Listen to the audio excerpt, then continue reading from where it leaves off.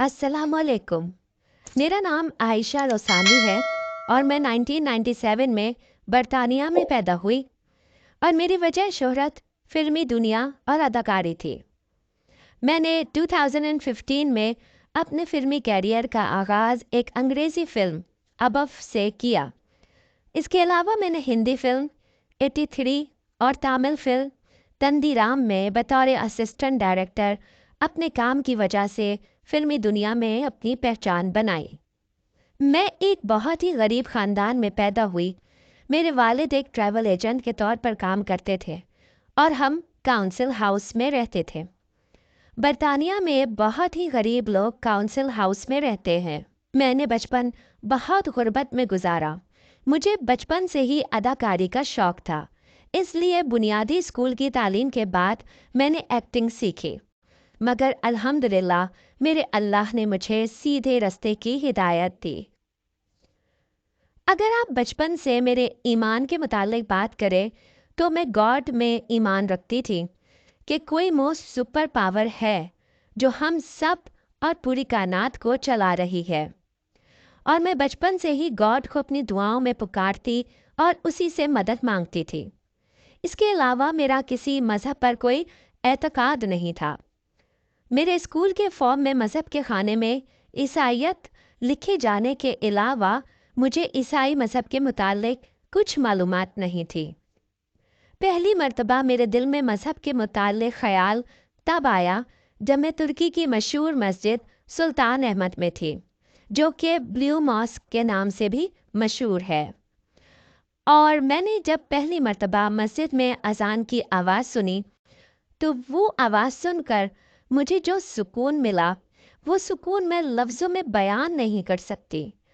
आप यूँ कह लीजिए कि इस्लाम वो मज़हब है जिसको आप महसूस कर सकते हैं, जबकि बाकी तमाम मज़ाहिब एहसासात से खाली सिर्फ ज़ुबानी बयान की हद तक महदूद है। इस्लाम एक ऐसा मज़हब है जिसका सुकून इंसान अपनी रूह के अंदर महसूस करता है। बस मैंने पहली मर्तबा जो अज़ान से सुकून महसूस किया वो बहुत यादगार लम्हा था। इससे कबल मैं इस्लाम के मुतालिक तासुब का शिकार थी, मगर वो सब कुछ लाशऊरी था। मगर मैंने कभी किसी इंसान को महज इस्लाम की वजह से हकीर नहीं समझा और ना ही इस्लाम को बतौर मज़हब के कभी हकीर समझा। मगर हमारे बरतानवी माशरे में जो चीज़ें इस्लाम के मुतालिक मशहूर है, ये सारा तासुब उसी वजह से था। और जब मैं घूमने के लिए तुर्की जा रही थी तो मेरी नानी ने मुझे मना किया कि तुर्की ना जाओ, बल्कि वो तो ये कह रही थी कि किसी भी मुसलमान मुल्क मत जाओ। तो सच्ची बात यह है कि जब मैं पहली मर्तबा मस्जिद गई तो मैं अंदर से बहुत डरी हुई थी कि लोग मुझे वहाँ जाने नहीं देंगे, या लोग मुझ पर हंसेंगे, या मुझे अजीब अजीब नज़रों से घूरेंगे वगैरह वगैरह। अगर आप बात करें कि मुझे किस चीज़ ने इस्लाम की तरफ राग़िब किया, तो वो थी इस्लाम में शराब की ममानियत। मैं जब 8 साल की थी तो शराब की वजह से मेरे भाई की डेथ हो गई थी। अगरचे वो हादसा था, एक लड़के ने मेरे भाई को पंच मारा था और भाई ज़मीन पर गिर गया था। उसका सर ज़मीन से टकराने की वजह से डेथ हो गई थी। बाद में डॉक्टर ने हमें बताया कि यह सब शराब की वजह से था। अगर वो नशे में ना होता तो पंच की चोट को बर्दाश्त करता और अपना बैलेंस बरकरार रख लेता, इस तरह ज़मीन पर ना गिरता और जान से ना जाता। इस हादसे के बाद भी मेरे वालिद ने शराब पीना बंद नहीं की, बल्कि उल्टा वो ज़्यादा शराब पीने लगे। वो अक्सर शराब खाने में पाए जाते और घर पर बहुत ही कम दस्तयाब होते थे। मेरे वालिद की मुलाकात शराब खाने में एक 15 साला लड़की से हुई और वो हमें माँ बेटी को अकेले और बेआसरा छोड़कर उस लड़की के साथ घर से भाग गए। हम दोनों माँ बेटी दुनिया में बेआसरा और बेसहारा हो गई थी, और यह सब कुछ शराब की वजह से था। اس سب کے بعد سے مجھے شراب سے شدید نفرت ہو گئی تھی۔ میں نے مختلف پارٹیوں میں جانا چھوڑ دیا تھا کیونکہ ان پارٹیوں میں شراب عام ہوتی تھی۔ پھر جب میں 20 سال کی ہو گئی تو میں نے پارٹیوں میں جانا شروع کر دیا کیونکہ معاشرتی تعلقات برقرار رکھنے کے لیے بھی آپ کو مختلف تقریبات میں شرکت کرنی پڑتی ہے۔ پھر لاس اینجلس میں ایک پارٹی کے بعد کچھ لوگوں نے شراب پی کر میرے ساتھ بدتمیزی کی اور مجھے اغوا کرنے کی کوشش کی۔ اگرچہ میں اغوا ہونے سے محفوظ رہی مگر اس سب کے دوران میرے چہرے پر کافی گہرا زخم آیا تھا۔ پھر اس حادثے کے بعد جب میں ہاسپٹل میں تھی تو میں بہت رو رہی تھی کہ مجھے اس قسم کی تقریبات میں جانا ہی نہیں چاہیے تھا۔ سچی بات یہ ہے کہ میں ترکی بہت بوجھل اور غمزدہ دل کے ساتھ آئی تھی۔ میں اپنی زندگی سے بہت پریشان تھی اور میرے چہرے کی تازہ پلاسٹک سرجری ہوئی تھی جس کی وجہ سے میرے چہرے کے خد و خال بھی بدل گئے تھے۔ میں اپنی زندگی کی پریشانیوں سے دور کچھ وقت گزارنے کے لیے ترکی آئی تھی مگر میرا اللہ یہاں میرا انتظار کر رہا تھا کہ کب میری بندی لوٹ کر میرے پاس آتی ہے۔ اگر آپ یہ سوال کریں کہ مجھے کس چیز نے اسلام کی طرف ڈرائیو کیا تو وہ کوئی ایک چیز نہیں تھی، وہ بہت ساری چھوٹی چھوٹی چیزیں تھیں اور ان چھوٹی چھوٹی چیزوں میں سے ایک تسبیح بھی تھی۔ جی ہاں، تسبیح۔ جب میں ترکی آئی تو میں نے یہاں اکثر لوگوں کو ہاتھ میں تسبیح لیے ہوئے دیکھا تو میں نے بھی تسبیح خرید لی۔ پھر میں نے انٹرنیٹ پر دیکھا کہ لوگ اس پر کیا پڑھتے ہیں تو میں بھی تسبیح پر سبحان اللہ اور الحمدللہ پڑھتی تھی۔ تو جب میں بلیو ماسک سے نکلی واپسی اپنے ہوٹل کا رستہ بھول گئی۔ میں نے اپنا موبائل نکالا تاکہ گوگل کی مدد سے واپس ہوٹل پہنچ سکوں مگر 1 گھنٹہ گلیوں میں پریشان ہونے کے باوجود میں ہوٹل کا رستہ تلاش کرنے میں ناکام تھی اور میرے موبائل کی بیٹری بھی ختم ہو گئی۔ میں شدید پریشان تھی کہ اچانک نیکسٹ اذان شروع ہو گئی۔ میں بالکل پرسکون کھڑی اذان سنتی رہی اور پھر میں نے کہا، اے اللہ مجھے ہوٹل پہنچا دے۔ بس میں سیدھی چلتی رہی اور بغیر کسی غلط موڑ کے، بغیر کسی غلط رستے پر بھٹکے میں گوگل کے بغیر سیدھی ہوٹل پہنچ گئی۔ بس میرے اللہ نے مجھے عافیت سے پہنچا دیا۔ میری زندگی بچپن سے بہت زیادہ پریشانیوں میں گزری تھی اور میں چھوٹی چھوٹی فکرات کو بھی اپنے اوپر حاوی کر لیتی تھی مگر ترکی کے سفر نے مجھے تبدیل کر دیا۔ میں نے مشکل وقت میں پریشان ہونے کے بجائے اللہ سے مدد مانگنا شروع کر دی اور الحمدللہ میرے اللہ نے ہمیشہ میری مدد کی۔ پھر جب میں ہوٹل واپس آئی تو انگلش ترجمے کے ساتھ قرآن پڑھنا شروع کیا۔ وہ قرآن مجھے ہوٹل سے ہی ملا تھا۔ میں نے پہلے دن سورہ بقرہ کے 5 صفحات پڑھے اور پھر میں نے اسے روزانہ تھوڑا تھوڑا پڑھنا شروع کر دیا۔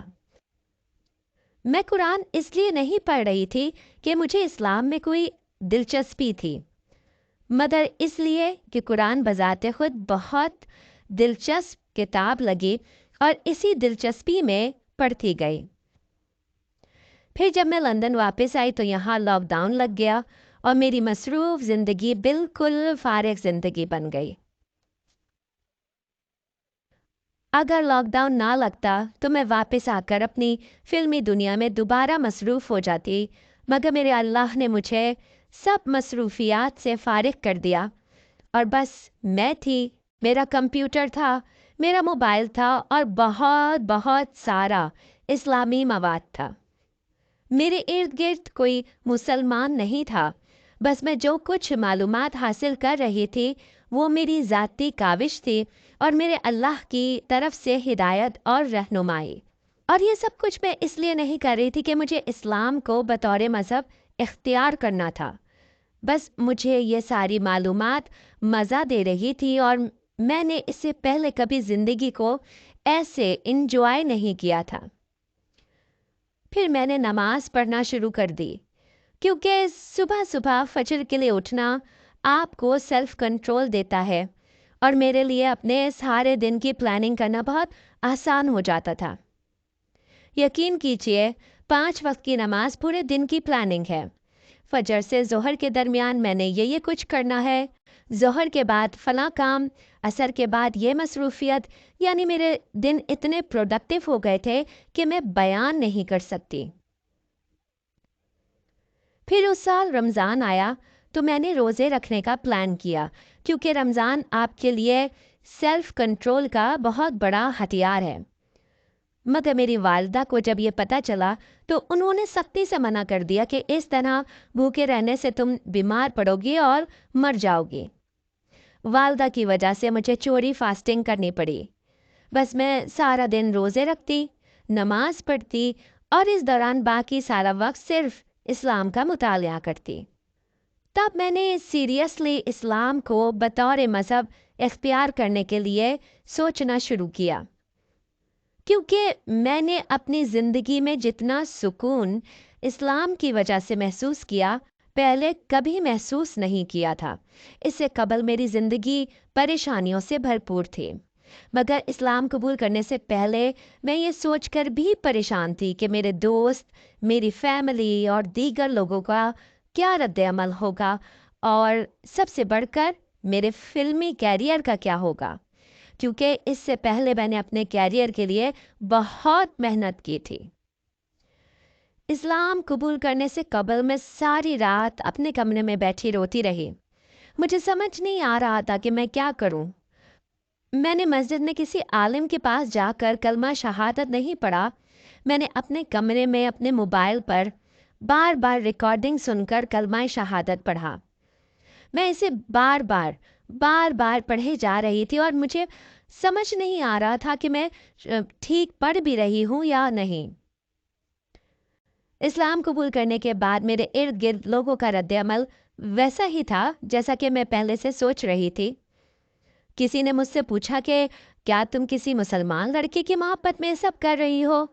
اور کسی کا سوال تھا کیا تم سے ڈرا دھمکا کر یہ سب کروایا جا رہا ہے؟ مگر میرے لیے سب سے زیادہ پریشان میری ماں تھی۔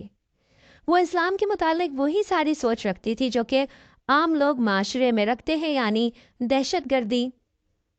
وہ کہتی تھی کہ اب مسلمان تمہیں جہاد کے لیے راضی کریں گے۔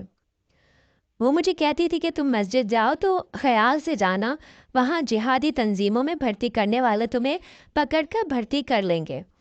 اور وہ واقعی دل سے یہی سب کچھ سمجھتی تھی، جیسا کہ خبریں اور میڈیا دہشت گردی کو اسلام کے ساتھ جوڑتا ہے، تو میری والدہ بھی انہی عمومی خیالات کی مالک تھی۔ سچ کہوں تو میرے ارد گرد لوگوں کا رد عمل ضرور تھا، مگر اتنا زیادہ نیگیٹو نہیں تھا۔ اس کے بعد فلمی دنیا کو میں نے باقاعدہ پلاننگ کر کے نہیں چھوڑا، بس اب میری مصروفیات ایسی تھی کہ میں آہستہ آہستہ اس فلمی دنیا سے دور ہوتی چلی گئی۔ اور فلمی دنیا ایسی ہی ہے کہ آپ لمبا عرصہ اس سے دور رہیں تو لوگ آپ کو بھلا دیتے ہیں۔ اسلام کے متعلق میں یہی کہوں گی کہ اسلام سے قبل میری زندگی منتشر تھی، میری زندگی میں یکسوئی نہیں تھی۔ میں نے اسکول کی تعلیم نامکمل چھوڑ دی، نوکری شروع کی تو کچھ عرصے بعد وہ بھی چھوڑ دی، ایکٹنگ شروع کی تو کچھ عرصے بعد سوچا کہ مجھے ڈائریکٹر بننا ہے، یعنی میری زندگی ایک فٹ بال کی طرح تھی۔ مگر اسلام آپ کو یکسوئی دیتا ہے اور زندگی میں آپ کے پاس مقصد ہوتا ہے کہ آپ نے اللہ کو راضی کر کے جنت حاصل کرنی ہے۔ اسلام ایک بیلنسڈ اور ایک فوکسڈ مذہب ہے۔ ایسا بیلنس اور ایسا فوکس اور کسی مذہب میں نہیں۔ اسلام قبول کرنے کے بعد میرے لیے سب سے مشکل کام مسلمانوں کے درمیان مسلمان بن کر رہنا تھا، کیونکہ میں ہمیشہ اس بات سے خوفزدہ رہتی تھی کہ میں کوئی ایسی غلطی نہ کر دوں کہ جس کی وجہ سے لوگ کہیں کہ یہ عورت فراڈ ہے، یہ مسلمان نہیں ہے، اسکارف پہن کر فراڈ کر رہی ہے۔ حتیٰ کہ مسجد میں کوئی مجھے السلام علیکم کہتا تو میں پراپر عربی میں وعلیکم نہیں کہہ پاتی تھی، تو وہ خوفزدہ ہو جاتی تھی۔ مگر بطور نو مسلم اسلام کے اندر جس طرح مسلمانوں نے مجھے ویلکم کیا وہ بہت گرم جوشی کے ساتھ تھا، اور اس رویے نے میرا خوف ختم کر دیا، اور الحمدللہ میں آج وہ خوش و خرم اور پرسکون زندگی گزار رہی ہوں جو میں اسلام قبول کرنے سے پہلے گزارنے کے لیے ترس رہی تھی۔ اور آخر میں سب کو یہی پیغام دینا چاہوں گی کہ سوچیں کہ آپ کی زندگی کا کیا مقصد ہے۔ سوچیں کہ آپ کو کیوں پیدا کیا گیا ہے۔ کیا آپ فضول ہیں کہ دنیا میں آئے، کھایا پیا، شادی کی، بوڑھے ہوئے اور مر گئے؟ یا آپ کی زندگی کا کوئی مقصد ہے؟